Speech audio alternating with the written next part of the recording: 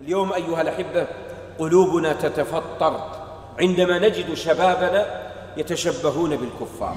أبناؤنا اليوم في أيديهم أساور بأنواع معينة، فيها الحديد وفيها النحاس وفيها الجلد وفيها الشعر، وعندما تسأله لماذا هذه يقول هذه أساور للرجال ليس للنساء. لكنني أسألكم أيها الأحبة، هذه الأساور في أصلها هل آباؤنا وأجدادنا ومن قبلنا كانوا يستعملون في أيديهم شيئا؟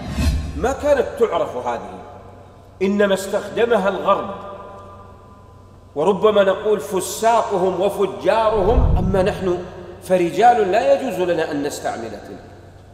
ونجد من أبنائنا اليوم من يلبسون القلائد على رقابهم، وتجد القلائد بأنواع وأصناف متعددة، والقلائد إنما هي للنساء ليست للرجال، وهذا نعتبره بلاء عظيم بسبب تقليد الكفار.